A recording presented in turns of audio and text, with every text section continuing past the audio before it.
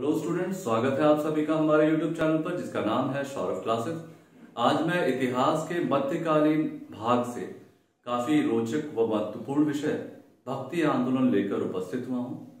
तो बिना समय गंवाए हम अपने इस विषय को प्रारंभ करते हैं। भक्ति आंदोलन, जैसा कि आप नाम से ही स्मरण होता है, भक्ति से संबंधित आंदोलन। ये मूल रूप से मध्यकाल के दौरान लगभग 15वीं शताब्दी के दौर में आंदोलन चलाया गया।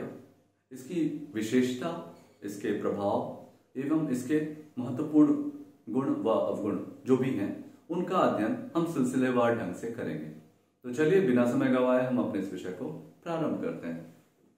जैसा कि आप देख रहे हैं, हमारा भक्ति आंदोलन, इसको हमने 3 भागों में बांटा है। एक है परिचय, दूसरी है विशेषताएं और तीसरा है प्रभाव।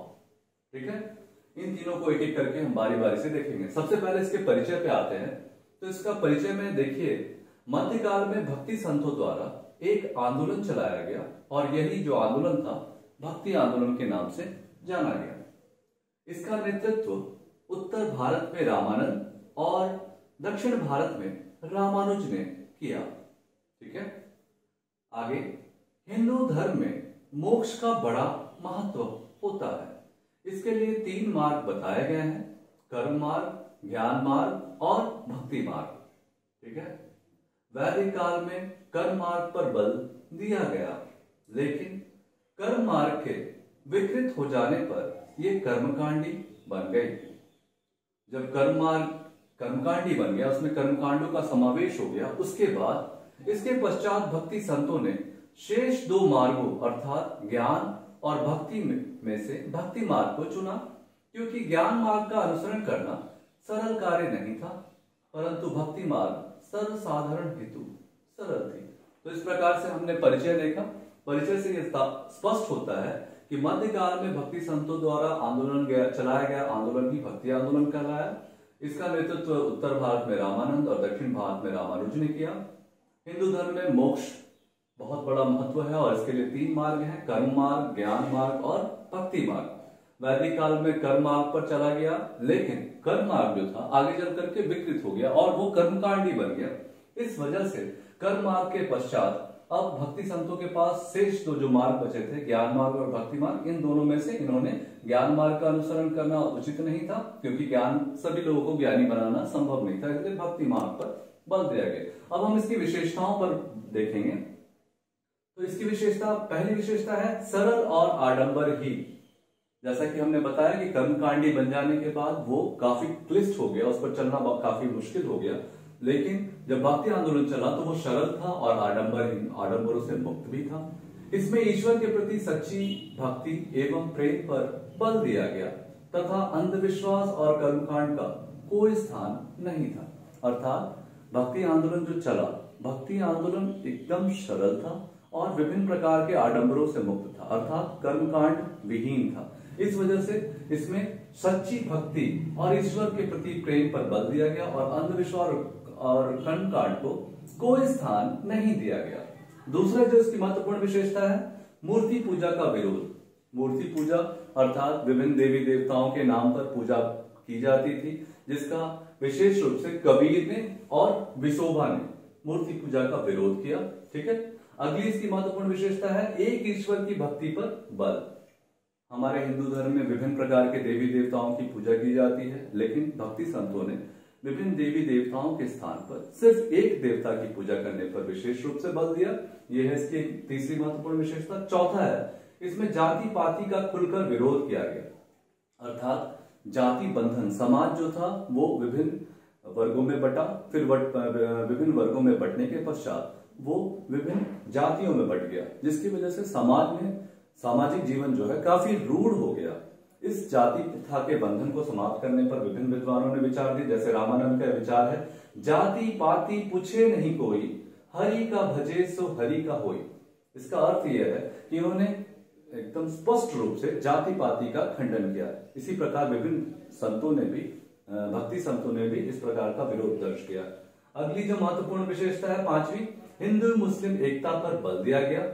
इसके संदर्भ में कबीर ने आलोचना की है और कहा है, अरे इन दोन राह न पाई, हिंदुवन की हिंदुआई देखी, तुर्कान की तुर्काई।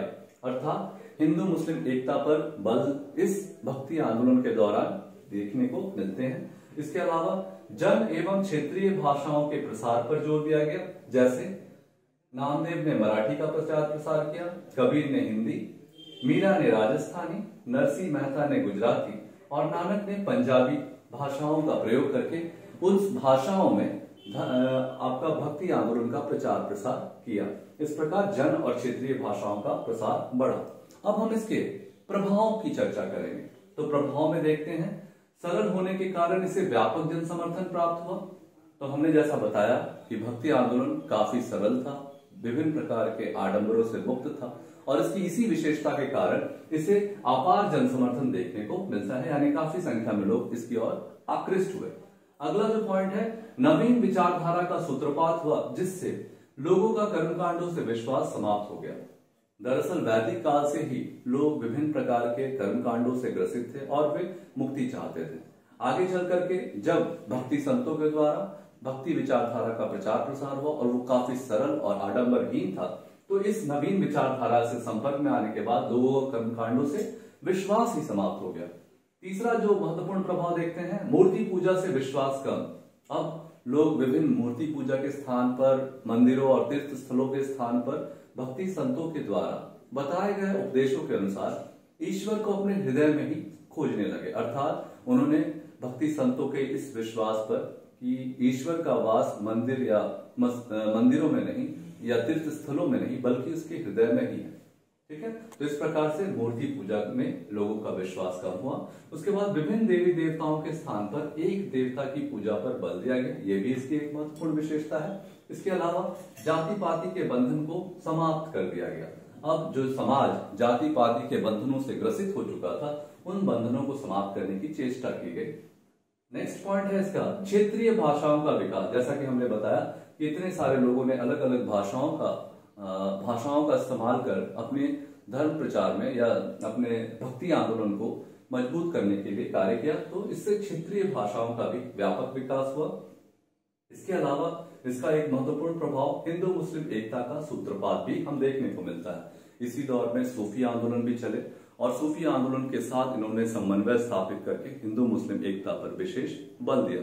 तो कुल मिलाकर हमने देखा कि भक्ति आंदोलन, जो कि मूल रूप से 15वीं शताब्दी के दौरान भारतवर्ष में प्रारंभ हुआ, इसमें विभिन्न प्रकार के भक्ति संतों के प्रयासों से लोगों को मोक्ष प्राप्ति के लिए 3 मार्ग जो होते हैं, जिसमें कर्म मार्ग, ज्ञान मार्ग और भक्ति मार्ग, इन तीनों मार्गों में उन्होंने भक्ति मार्ग पर विशेष जोर देते हुए लोगों को विभिन्न कर्म कांडों से दूर करते हुए उन्हें नवजीवन का संचार किया, उनके जीवन में प्रेरणा का कार्य किया और इसी से प्रभावित होकर लोग काफी ज्यादा संख्या में इस भक्ति आंदोलन से जुड़ते चले गए और इसने तत्कालीन समय में काफी शांति और सुव्यवस्था स्थापित की और साथ ही साथ लोगों को विभिन्न प्रकार के कर्मकांडों से मुक्त करके उनको सरल जीवन जीने की राह दिखाई। तो इस प्रकार से हमारा यह विषय यही समाप्त होता है। उम्मीद करता हूं कि यह विषय आपको समझ में आ गया होगा और अगले क्लास में हम एक नए विषय के साथ फिर से आपके सामने उपस्थित होंगे। तब तक के लिए धन्यवाद।